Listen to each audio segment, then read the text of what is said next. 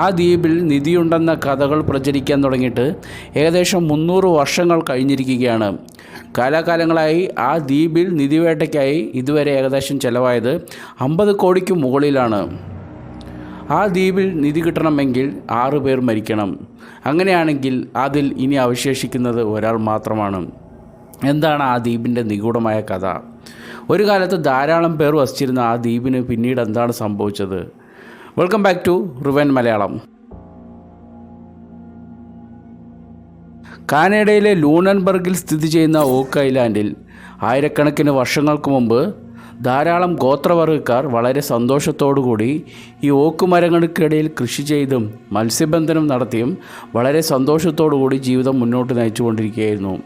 വർഷങ്ങൾ കഴിയുകയാണ്. ബ്രിട്ടീഷുകാർ ഈ ഒരു ദ്വീപ് കണ്ടുപിടിക്കുന്നതോടെ ഈ ഓക്ക് ഐലാൻഡിലെത്തി ബ്രിട്ടീഷുകാർ അവിടെയുള്ളവരെ ആക്രമിക്കുകയും വെടിവെച്ച് വീഴ്ത്തുകയും ധാരാളം പേരെ ആട്ടി ഓടിക്കുകയുമാണ്. അങ്ങനെ അവിടെ നിന്നും പുറത്താക്കപ്പെട്ട ഗോത്രവർഗ്ഗക്കാർ ആ ദ്വീപിനെ നോക്കി ശപിക്കുകയാണ്. ഇനി ഒരിക്കലും ഈ ദ്വീപിൽ ആരും ജീവിക്കാതിരിക്കട്ടെ, ഈ ദ്വീപ് നശിച്ചു പോകട്ടെ എന്ന്. അങ്ങനെ ആ ഒരു ദ്വീപ് ഓക്ക് ഐലാൻഡ് അനാഥമാവുകയാണ്. ആ ഒരു ഓക്ക് ഐലാൻഡ് അനാഥമാകുന്നതോടെ തന്നെ ആ ദ്വീപിനെക്കുറിച്ചുള്ള കഥകളും പ്രചരിക്കുകയാണ്. ചില രാത്രികളിൽ ആ ഓക്ക് ഐലാൻഡിൻ്റെ സമീപത്തായി മീൻ പിടിക്കാൻ പോകുന്നവർ ആ ഓക്ക് ഐലാൻഡിൽ നിന്ന് പല വിചിത്രമായ ശബ്ദങ്ങളും മനുഷ്യന്മാർ കരയുന്നത് പോലത്തെ ശബ്ദങ്ങളും കേൾക്കാറുണ്ടതായി പറയപ്പെടുന്നു. വർഷങ്ങൾ മുന്നോട്ട് പോവുകയാണ്. ഇത് 17-ാം നൂറ്റാണ്ടാണ്. 17-ാം നൂറ്റാണ്ടിൽ ഇന്ത്യൻ മഹാസമുദ്രത്തെയും കരീബിയൻ കടലിനെയും അടക്കി വാണിരുന്ന ഒരു കടൽ കൊള്ളക്കാരനായിരുന്നു ക്യാപ്റ്റൻ കിഡ്. അയാൾ മോഷ്ടിക്കുന്ന സ്വർണവും വജ്രവും വൈഡൂര്യവും എന്ന് വേണ്ട മറ്റു പല വിലപിടിപ്പുള്ള പല വസ്തുക്കളും പല ദ്വീപുകളിലും ഒളിപ്പിച്ചു വയ്ക്കുമായിരുന്നു. അങ്ങനെയാണ് ക്യാപ്റ്റൻ കിഡ് ഈ ഒരു ഓക്ക് ഐലാൻഡിനെ കാണുന്നത്. അങ്ങനെ പിന്നീടുള്ള ഈ സ്വർണം വജ്രം വൈഡൂര്യം എല്ലാം അയാൾ ഈ ഓക്ക് ഐലാൻഡിൽ ഒളിപ്പിച്ചു വയ്ക്കുകയാണ്. വർഷങ്ങൾക്കിപ്പുറം ക്യാപ്റ്റൻ കിഡിനെ തൂക്കിക്കൊല്ലാൻ വിധിക്കുകയാണ്. ആ ക്യാപ്റ്റൻ കിഡിനെ തൂക്കിക്കൊല്ലാൻ വിധിക്കുന്ന വേളയിൽ അയാൾ ചുറ്റുമുള്ളവരുടെ ഒരു കാര്യം പറയുകയാണ്: ഞാൻ പല ദ്വീപുകളിലും ധാരാളം സ്വർണം വജ്രം വൈഡൂര്യം എല്ലാം കുഴിച്ചു വെച്ചിട്ടുണ്ട്.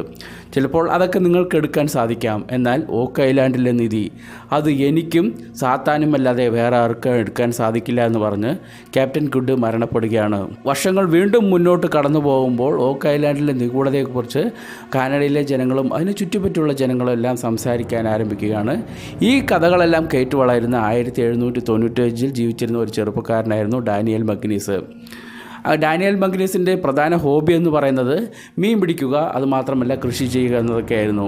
അങ്ങനെ ഒരു ദിവസം ഈ ഡാനിയൽ മഗ്നീസ് ഈ നിഗൂഢതകൾ നിറഞ്ഞ ഈ ഓക്ക് ഐലാൻഡിൻ്റെ സമീപത്തായി മീൻ പിടിക്കാൻ പോവുകയാണ്. അന്നേ ദിവസം അയാൾ വൈകുന്നേരം വരെ മീൻ പിടിക്കുകയാണ്. അപ്പോഴാണ് ആ ഒരു ഓക്ക് ഐലാൻഡിൻ്റെ ഒരു ഭാഗത്ത് ഒരു വെളിച്ചം കാണുന്നതും അതുമാത്രമല്ല മനുഷ്യന്മാർ സംസാരിക്കുന്ന പോലത്തെ ചെറിയ ശബ്ദമൊക്കെ കേൾക്കുകയാണ്. തൻ്റെ മുത്തശ്ശി പറഞ്ഞതനുസരിച്ച് ആ ദ്വീപിൽ പ്രേതമുണ്ടെന്ന കഥകൾ അപ്പോഴാണ് ഡാനിയൽ മഗ്നീസ് ഓർക്കുന്നത്. പക്ഷേ പ്രേതകഥകളിലൊന്നും വിശ്വാസമില്ലായിരുന്ന ഡാനിയൽ മഗ്നീസ് പിറ്റേ ദിവസമാകുമ്പോൾ തൻ്റെ 2 കൂട്ടുകാരെയും കൂട്ടി ആ ഒരു ദ്വീപിലേക്ക് പോവുകയാണ്. ആ വെളിച്ചം കണ്ട ഭാഗത്തേക്ക് നടന്നു നീങ്ങുകയാണ്.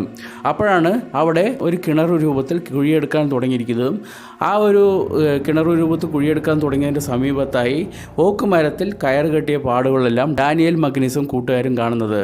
ഇത്രയും വലിയ ദ്വീപിൽ എന്തിനായിരിക്കും ഇവിടെ മാത്രം കുഴിയെടുക്കാൻ നോക്കിയിരുന്നത് എന്ന് ആലോചിക്കുമ്പോൾ മൂവർക്കും ആ ഒരു കാര്യം ഓർമ്മ വരികയാണ്. അതായത് അവരുടെ അച്ഛനമ്മമാരും മുത്തശ്ശിയൊക്കെ പറഞ്ഞ പോലെ തന്നെ അവിടെ ക്യാപ്റ്റൻ കിഡ് എന്ന ഒരു കടൽ കൊള്ളക്കാരൻ നിധി കുഴിച്ചിട്ടുണ്ടെന്ന കാര്യം ഓർമ്മ വരികയാണ്.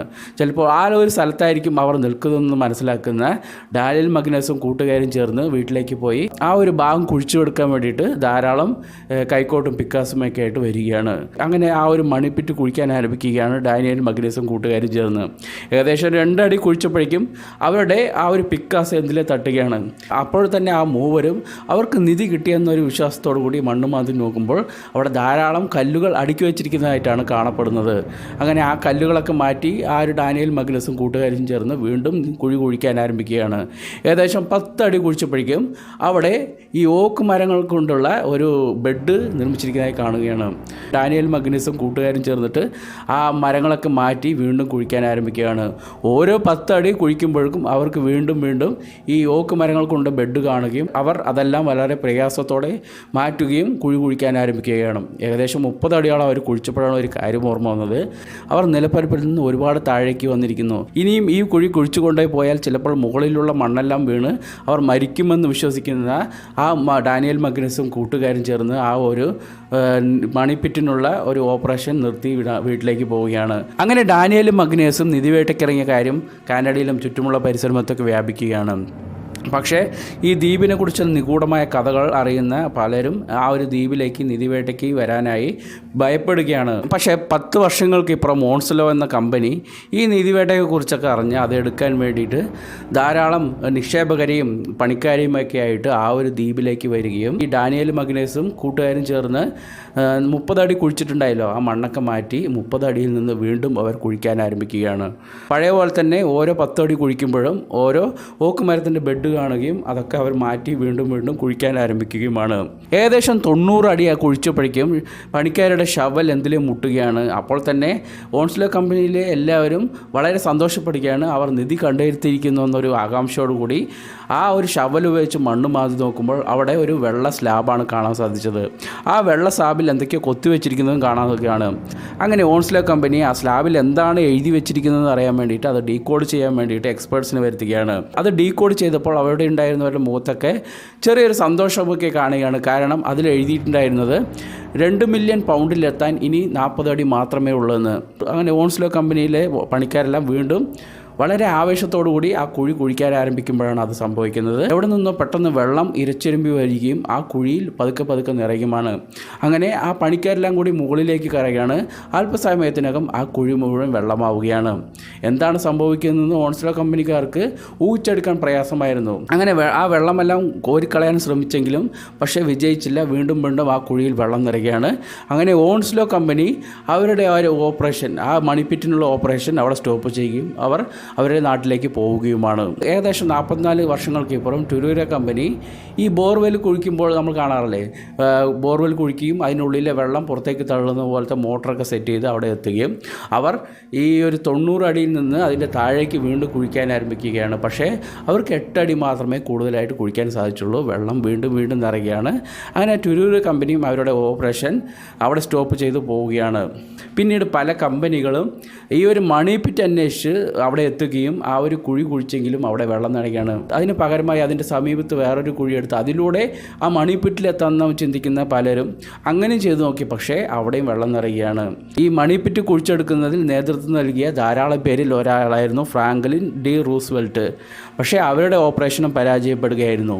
ഇനിയാണ് ഈ ദ്വീപിൻ്റെ നിഗൂഢമായ കഥകൾ ആരംഭിക്കുന്നത്. അതായത് ഞാൻ തുടക്കത്തിൽ പറഞ്ഞ പോലെ ഈ നിധി അന്വേഷിച്ച് വരുന്ന 6 പേർ മരണപ്പെട്ടാൽ മാത്രമേ ഈ നിധി കാണാൻ സാധിക്കുള്ളൂ എന്ന് പറഞ്ഞല്ലോ. അങ്ങനെയാണെങ്കിൽ ഈ ദ്വീപിൽ എത്ര പേർ മരിച്ചിട്ടുണ്ട്, എങ്ങനെയൊക്കെ മരിച്ചിട്ടുണ്ടെന്ന് ചോദിച്ചാൽ ഈ മണിപ്പിറ്റിലെ വെള്ളം കോരിക്കളയാനായി മെഷീൻ ഉപയോഗിക്കുന്ന ഒരാൾ ആ മെഷീൻ പൊട്ടിത്തെറിച്ച് മരിക്കുകയാണ്.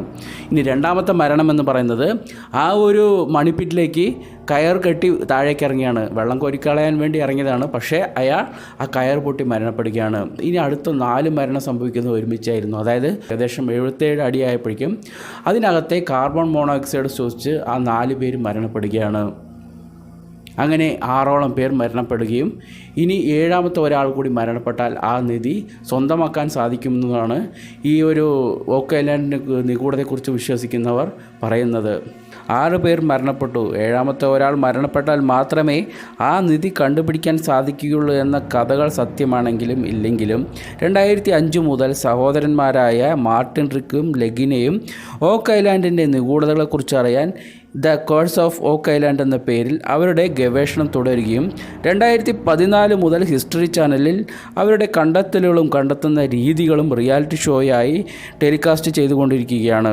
ഇതുവരെ ലെഗിനെ ബ്രദേഴ്സ് ആ ഒരു ദ്വീപ് കുഴിക്കുന്നതിനിടയിൽ ധാരാളം വസ്തുക്കൾ കണ്ടെത്തിയിട്ടുണ്ട്. അതിലെ പ്രധാനപ്പെട്ട ചില വസ്തുക്കൾ എന്ന് പറയുന്നത് സ്പാനിഷ് ചെമ്പ് നാണയം, റോമൻ വാൾ, 12ാം നൂറ്റാണ്ടിലെ കയ്യെഴുത്ത് പ്രതി, ഒരു പഴയ പുസ്തകത്തിൻ്റെ കഷ്ണം, മധ്യപൂർവ്വ ദേശ അസ്ഥികൂടം, ഒരു ലിഡ് കുരിശ് എന്നിവയാണ് ഇതുവരെ കണ്ടെത്തിയിരിക്കുന്നത്.